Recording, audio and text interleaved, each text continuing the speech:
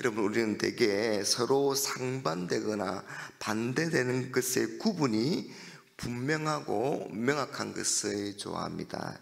예를 들면 선과 악, 또 좋은 것과 나쁜 것, 또 지혜와 어리석음, 복과 저주, 보상과 처벌, 이 사이의 차이가 분명해야 좋고, 그래야 좋은 쪽을 선택하고 그것을 추구하고자 하는 그런 마음이 생길 겁니다. 여러분, 사람들은 보통 어렵고 지혜로운 사람이 복을 받고 악하고 어리석은 사람은 저주를 받는다, 그렇게 생각합니다. 그래서 의와 지혜를 선택하고 그것을 추구하려고 합니다.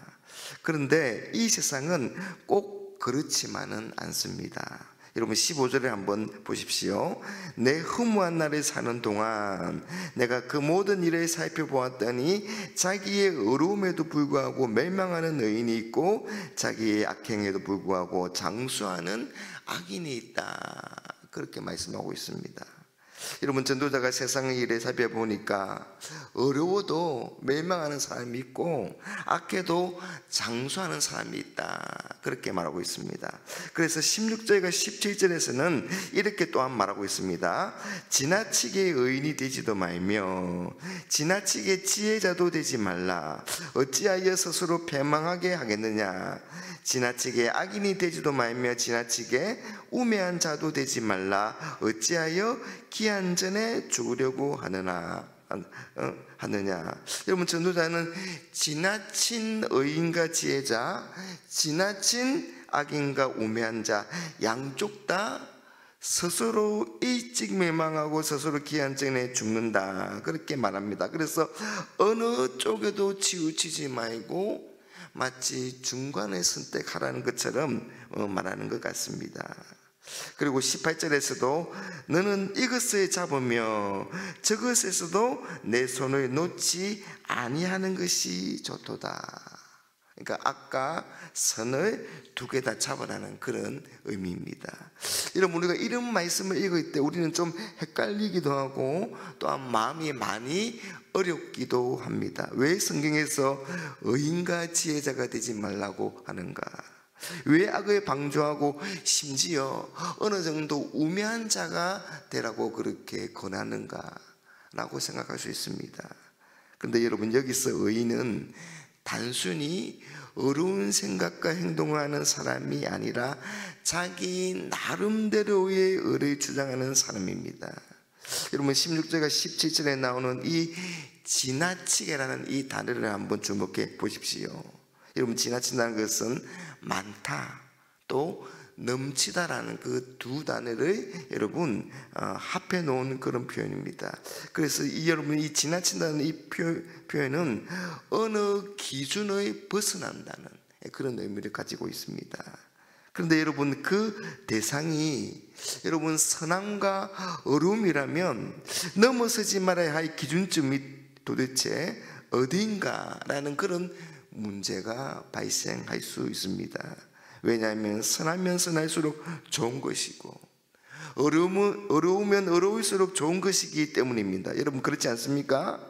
여러분, 그래서 이 말씀은 의인과 악인, 지혜자와 우매자를 나누는 기준을 지나치게 고집하지 말라, 여러분, 그런 의미입니다. 여러분, 이것을 잘 보여주고 있는 구절이 오늘 본문 20절이지요. 선을 행하고 전혀 죄를 범하지 아니하는 너희는 세상에 없기 때문이로다. 여러분, 로마서 3장 10절에서도 의인은 없나니 한 사람도 없다, 그렇게 말씀하고 있습니다. 여러분, 사람들 간에 상대적으로 의인이 있고 상대적으로 악인이 있는 건 분명합니다. 그러나 하나님 앞에 섰을 때는 제3이 필요 없는 완전하고 완벽한 의인은 한 사람도 없는 겁니다. 여러분, 이 세상에는 순전한 그런 또 선한 존재가 없는 겁니다. 여러분, 그래서 선한 사람도 악이 있을 수가 있고 또 악한 사람에게도 선이 있을 수 있는 겁니다. 그래서 여러분, 지나치게 의인이 되지 말라는 이 말씀은 우리에게 의를 행하지 말라, 그런 뜻이 아니라 자신의 의를 지나치게 내세우지 말라. 자기의 의를 지나치게 내세움으로 교만에 빠지지 말라는 이런 그런 뜻인 것입니다. 여러분, 자신이 어렵다고 지나치게 강조하는 사람, 자기 고집, 자기 교만에 빠진 사람이지 진짜로 어려운 사람은 아니지 않겠습니까? 여러분, 예를 들어서 이 여리고성에 라합이 정탐꾼을 숨겨줍니다. 그런데 그 과정에서 거짓말을 하게 되죠. 여러분, 이에 대해서 누군가가 라합이 거짓말을 했으니 이 라합이 심판을 받아야 한다, 그렇게 말한다면 이 사람은 지나치게 자기의 어려움을 추구하는 사람이라고 그렇게 말할 수가 있습니다. 자기의 의를 지나치게 내세우는 그런 사람이라고 말할 수 있지 않겠습니까? 여러분, 한때 우리에게 큰 화제가 되었던 이 정의란 무엇인가에 라는 이 책에 보아도 여러분, 많은 사람들을 위해서 의를 행한다 하더라도 그게 어떤 한 사람에게는 치명적인 그런 위해를 가할 수도 있다고 그렇게 말하고 있습니다. 여러분, 오늘 전도자는 자기 의나 자기 세력에 빠지는 극단을 경계하고 있습니다. 지나치게 자기의 의에 빠지지 말고 지나치게 자기 악에 빠져서 넘어지지 말라는 것입니다. 여러분, 그러면 어떻게 하라는 이야기일까요? 그걸 18절 하반절에서 말씀하고 있습니다. 그것은 하나님을 경외하는 것입니다. 하나님을 경외하는 자는 이 모든 일에서 벗어나야 것임이니라. 지나친 어려움과 지나친 악에서 벗어난다. 여러분, 하나님을 경외하는 사람은 이 세상의 창조주와 주권자가 하나님이심을 믿습니다. 그 하나님이 세상 일을, 모든 역사를 움직이고 계심을 믿습니다.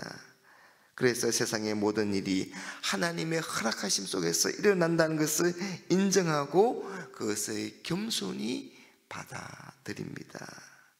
여러분, 잠언 16장 4절에 보면 악인도 쓸 때가 있다, 그렇게 말씀하고 있습니다.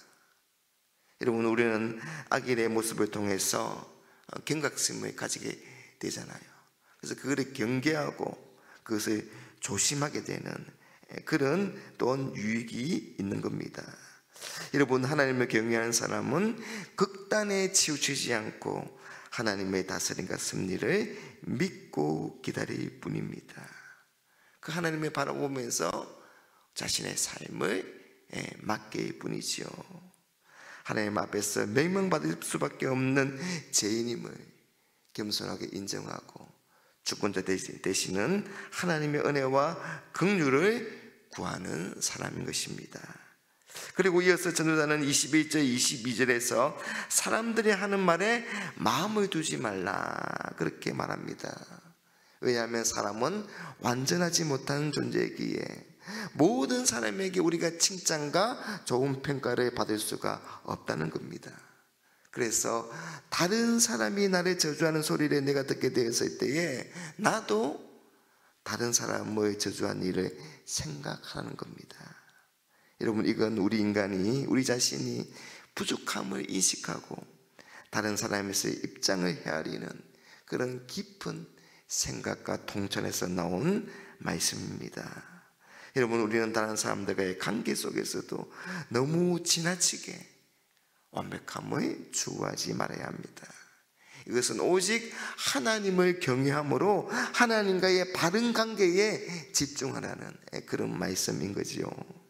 사람들은 나에 대해서 잘 모르고 오해를 할 수 있지만 하나님은 나보다 더 잘 알고 계심으로 나를 가장 정확하게 평가하실 것입니다.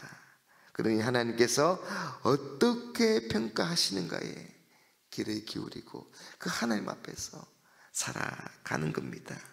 하나님 중심적으로 하나님을 기쁘시게 하는 그런 삶을 살아가는 것이 진정한 지혜자이고 진정한 의인이 될 것입니다.